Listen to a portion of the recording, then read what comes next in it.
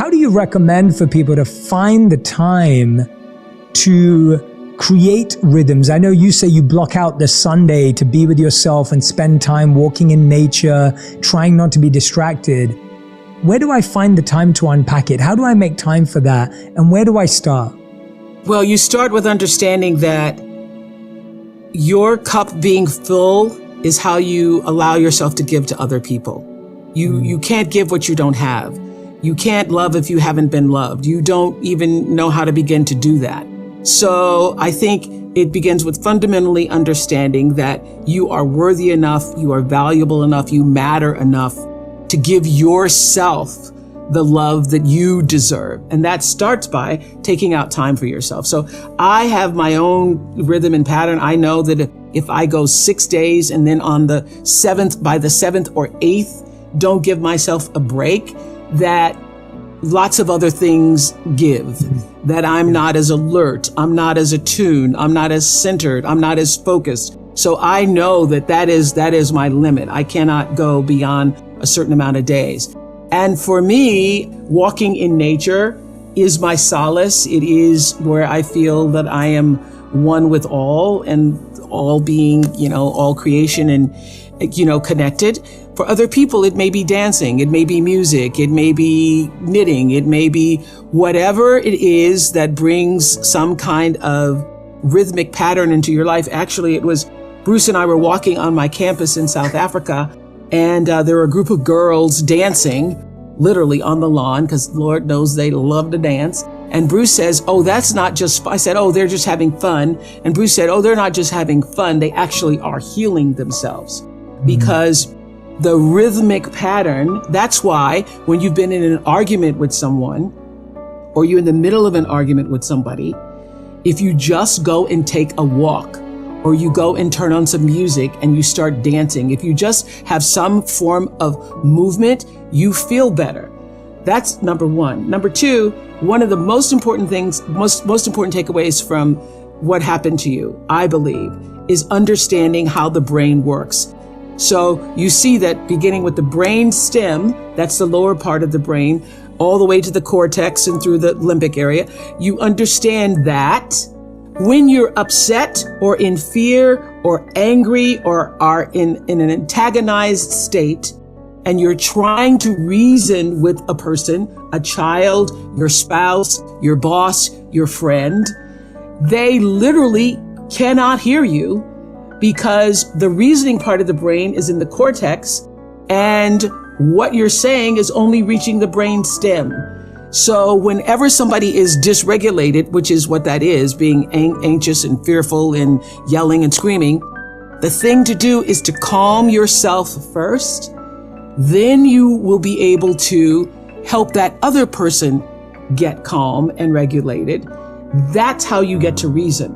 But if you both are just yelling at each other, literally, and you're going, "You don't hear me, and you don't hear me either," and they actually cannot hear you. That's what I thought was so fascinating.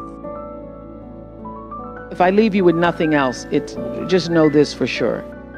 There is not one thing that has ever happened to you, not one experience, not one encounter, not one crisis, not one joyful thing that hasn't happened just to make you better and help you rise.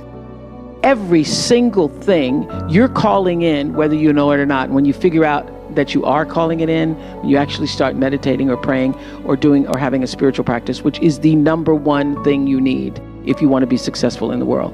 You need something that gives back and nourishes you, regardless of what you call that. You need to fill your cup so that you can be so full, your cup runneth over, and you have enough to give to other people. If you don't fill your cup, you end up dried up. You end up tired, exhausted, and don't have enough to give to other people. You end up resentful every time somebody asks you, because your cup is empty and now they want some of yours.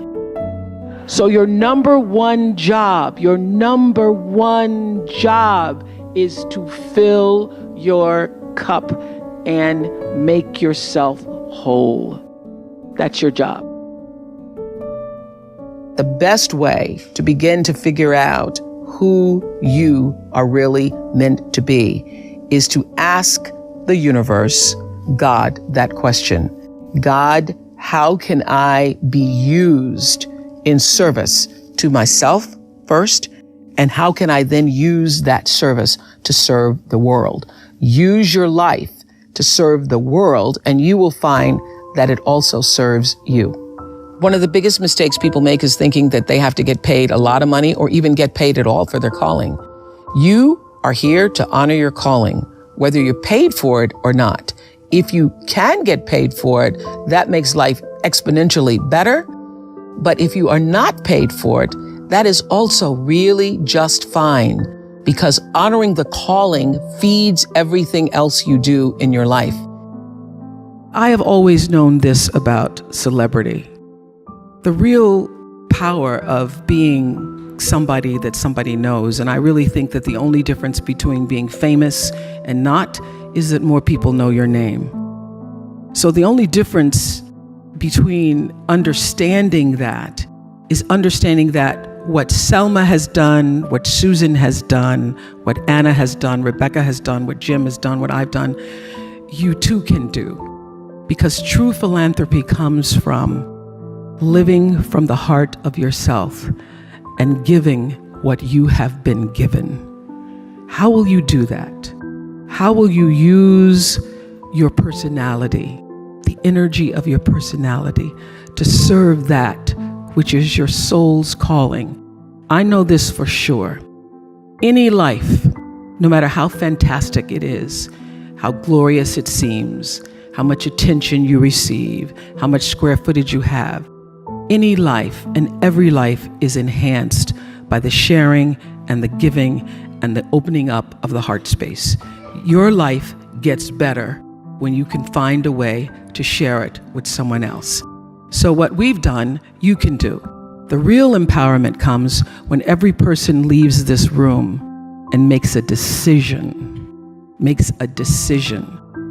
Maybe that decision is that you will write a check and support some of the wonderful organizations you've heard here today. But the true decision is how. Khi say anh thường hãy nhắc về em, mong khỏa lấp những u tối, khoảnh khắc về đêm nghe lại bài ca ngày xưa cũ. Ta hát về nhau nhớ những giấc mơ ta từng ước, to tát về sau, và đó là khi mà anh dần lụy là không làm chủ chính mình. Thấy không gian trở nên tồi tệ, mọi thứ bao phủ chính mình. Em đâu còn như điều anh mơ, anh cũng tự nhủ chính mình. Nhưng mà thôi em, nào ai giỏi mà đủ tính tình, chẳng thể vươn tới được cảnh cao dù anh có nhã ý trèo. Trong cơn say mọi thứ cuồng quay, anh trở thành gã chí phèo. Yêu chân thành là không thay lòng dù em có như thị nở. Ý anh là em như cô Tấm, nhìn em như thị nở. Đêm vắng nàng ngón tay sáng vàng vì đốt cả bao thuốc lá. Căn phòng chung khi xưa nồng ấm, bây giờ sao bút giá. Một thói xấu mà anh đã quen khi em không ở bên lâu. Anh từng ngồi trong một góc tối nhậu suốt cả đêm thâu. Em mang con tim anh đi đâu, khiến anh mù quáng vẫn cố sáng mỗi khi đau. Em mang con tim anh đi đâu, điều gì trong váng để xứng đáng ướt đi nhau. Em mang con tim anh đi đâu, khiến anh mù.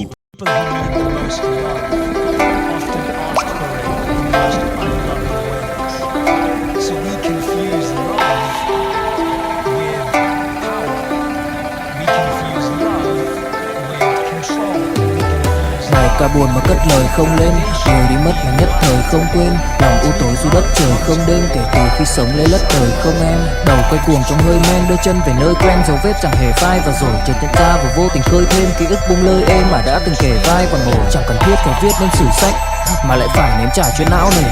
Chẳng thể biết thời tiết đẹp như tranh, thực ra là đằng xa có một cơn bão về. Chẳng cần mơ hay chờ đến vạn kiếp để ta được cạn tiếp cho hết tiền dao bôi. Rồi chẳng thể nỡ được vỡ 10 nhân viên, nên ta chỉ khấn nguyện chọn đời mà chung lối thôi. Những kẻ si mê tới điên thường mơ tưởng tới thiên đường, yêu đương được tô điểm nhưng hận tạo hóa. Tuyệt nhiên có ai đành bên em thành anh đài, tình ta như hồ điệp vẫn mãi giữ riêng đây về giây phút khắc sâu. Chẳng yêu em mà từng chút mắc câu, sầu hun hút khuất sau vẻ nét bút chắc đau. Hạnh phúc đâu cần chỉ cho phút bắt đầu, nhớ đến cái lúc còn gió sương vơi đầy, nhớ hình bóng người nào đó vương nơi này. Trong vài khoảnh khắc mong có được đôi tay ấy cố lau đi bờ mi khi nào thường hơi cay. Xa một người và bước qua cuộc đời không phải xa đi vĩnh viễn mà chúng ta chỉ tạm chịu lên. It's an idea that I've absorbed. If you can look at these things as separate to who you are, you can now actually tackle them versus when you think you are them. It just leads to guilt, judgment, self-criticism and self-sabotage, which I'm sure a lot of us are privy to, that we go through cách em đi qua, khách khẳng lãng mạn như thi ca khiến anh chẳng nhớ được gì cả, chỉ chút vội vã anh ghi. Và anh không biết được là đôi mình còn gần bên nhau bao lâu nữa. Nhiều lúc anh nghĩ hay thôi mình có lẽ là đừng yêu nhau nữa, vì cãi vã nhiều quá anh mệt lắm, chia tay nhiều quá anh mệt lắm, tất cả ở em đều mệt lắm. Nhưng rồi thời gian cũng hết năm, em thì vẫn ở đó vẫn nắm chặt tay vẫn kể môi sát môi, anh thì vẫn như vậy vẫn nghệ sĩ nghèo chỉ có lời hát thôi. Em à, người ta mất nhau trong 2 tuần và ta xa nhau cũng 2 lần, anh không có phải thằng khờ cũng biết trái tim đâu đó đã phai dần. Phải cần một sự liều lĩnh để thấy mình còn luyến thương nữa không, mình sống với nhau như vợ chồng, những tình thế này thì chưa giống bài nhạc anh viết vẫn chưa xong, liệu rằng ngày đó có